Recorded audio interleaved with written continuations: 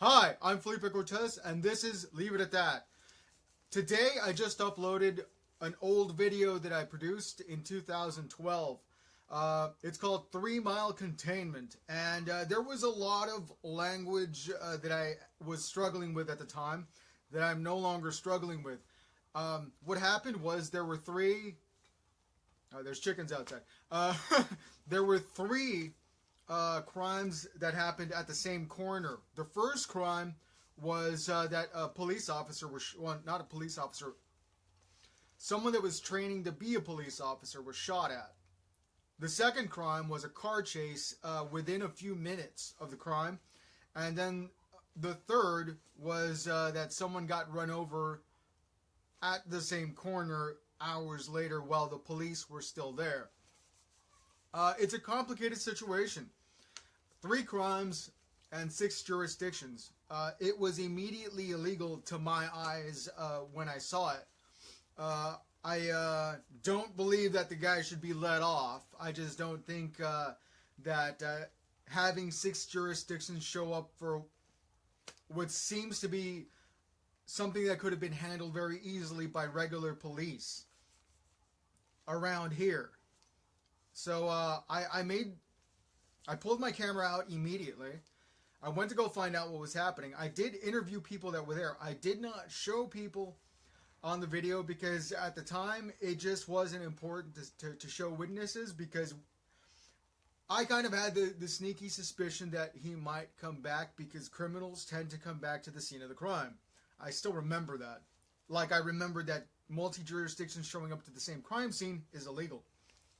In other words, it's not the right way to enforce any kind of constitutional laws. And at the time, I wasn't like a huge researcher of the events. And I'll be honest, the only reason I had a camera set up is that my band at the time, Stalkers, was about to go promote the new album that that I had just put together from old jam sessions called, was it Course Recourse?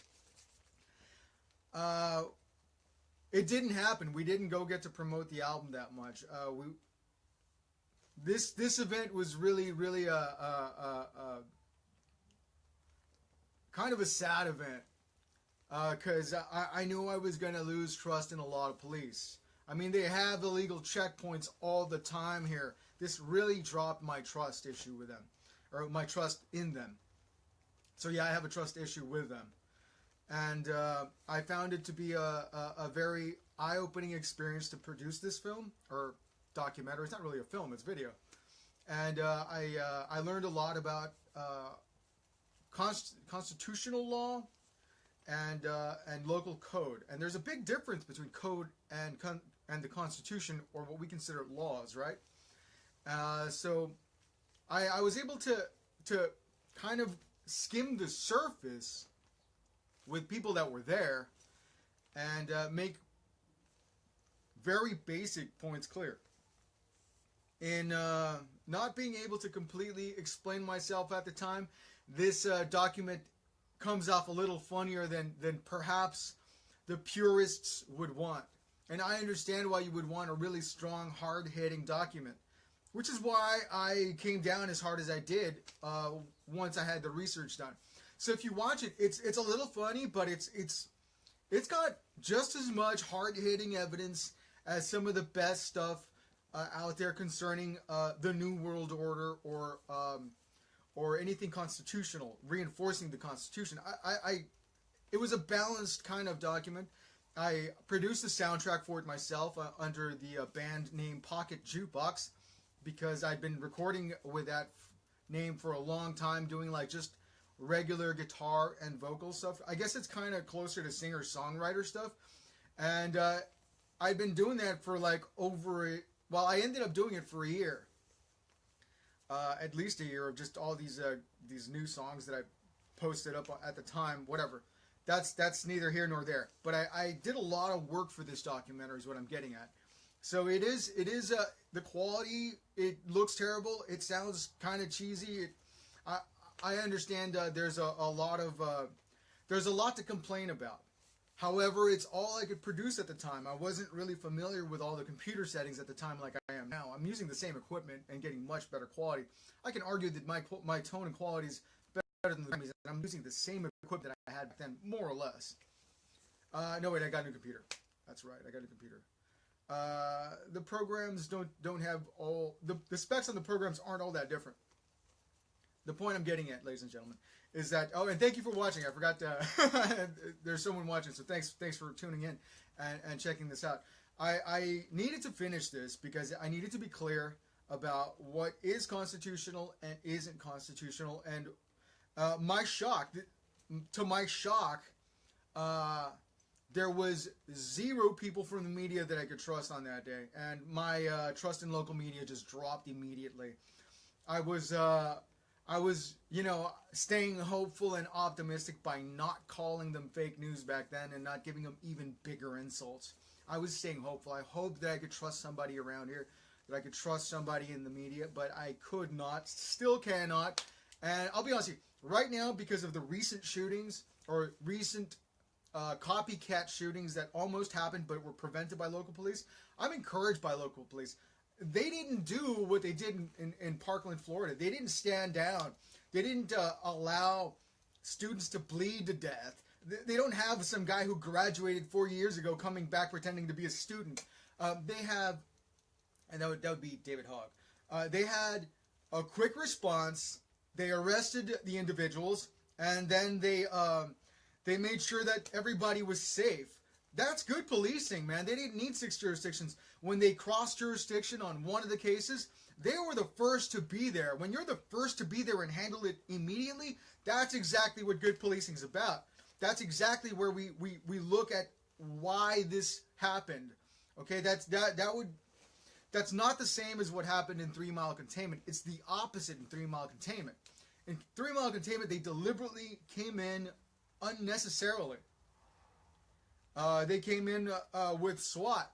I understand that shooting at police is a bad idea and should be handled correctly, and I also understand that most human beings that point a gun at a police officer won't be alive very long. I'm not sure if this gentleman lived or not. He's not a gentleman. There's nothing gentle about this. This guy is probably MS-13. He had a tattooed face. Actually, there wasn't a big difference between the guy they described to be the shooter and the guy who was doing a car chase in the area at the same time. At the time, I really saw why, or I saw that there might be a connection between the driver and the shooting. There was not. It took me a long time to research that and find out that this guy really, I couldn't connect him to the shooting. Nobody ID'd him as the shooter, so definitely not involved. But the description was the same, more or less. And let's face it, at the time, 2009, the gangsters around here all looked the same, except for the tattooed faces. So I had a reason to do things the way I did. And I'm also going to be honest, the reason I posted this documentary is not only to confirm that I'm a capitalist who tried to sell the documentary immediately upon completion. I did that. I am. I was really interested into jumping into capitalism in 2009. I'm still interested. That's not why I put it up right now. I put it up right now to prove a point. On that day, in 2009, May 19th, I renounced all my understandings of reasonable gun laws. I used to believe in reasonable gun laws up until that day when when 6 jurisdictions convinced me these gun laws are a joke. We don't need them. I completely saw the need to voice my opinion on how gun laws are really meant to compromise your ability to defend yourself. I answered so many crying mom questions that I thought, you know what, man? If I had a gun, I'd feel safer than having to wait for an armed response that took 15 minutes to set up. So I don't really feel the need to compromise my understanding of gun rights after the Parkland, Florida shooting. If anything, it reinforces my understanding of gun rights. I'm not interested in having any kind of registry if everyone can own a gun. Why? Because anyone can respond, and the proof again would be Whittier police, Whittier security at schools. If you're paying attention and you're listening and you care about people, you can do the right thing immediately. And if you do the right thing immediately, you can save all these lives and all these crying people that you don't, that you shouldn't see on television because they shouldn't go through. I mean, every time I hear this never ever concept explained, I keep thinking, you know, if we all were armed and if everyone had a chance to defend themselves, there would be a lot less victims at these mass shootings. I understand that George Soros just dumped I don't know how many millions into his groups that are planning violence. I worry about more false flags, and I worry about more violence in beautiful cities that don't need it, because what we really need is more customers, more clients, more sales to make our cities better, to make our communities better. That's really what it takes. It really takes hard work and strong salespeople to bring it all together. So I worry about that, and I put this video up to confirm that I'm not budging on the right to own firearms intellectually. I mean, I'm willing to go through whatever federal checks I have to go through to buy a gun or to own a gun or to buy a bullet, whatever. California is stupid when it comes to gun laws. So, yeah, I don't want to make owning a gun a right, but I also don't need gangsters illegally walking into my house. I also don't need to wait 15 minutes for police to defend me. I also never, ever believed that someone else should have to risk their life for me if I can do it myself, which is what I agreed with on the street on that day in 2009. And I care more about those citizens that I probably disagree with them on, I don't know, 90% of stuff. On that day when we all agreed on a few real basic things about what police are, what they do, and what rights are, or when we didn't agree, because there are some gangsters that didn't like that I knew more than them and that I was willing to defend myself. And I kind of reminded a few of the local gangsters that I'm the guy that didn't join them and didn't need them and will still make fun of them in front of their face.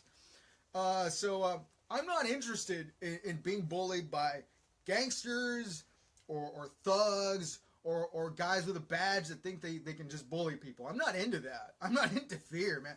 Fear the band is cool. I'm not into being afraid. So that's why I'm putting this up, because I care about America and I care about our rights, and I know that self-defense is a right. Please watch 3 Mile Containment. It's hilarious and it's very entertaining.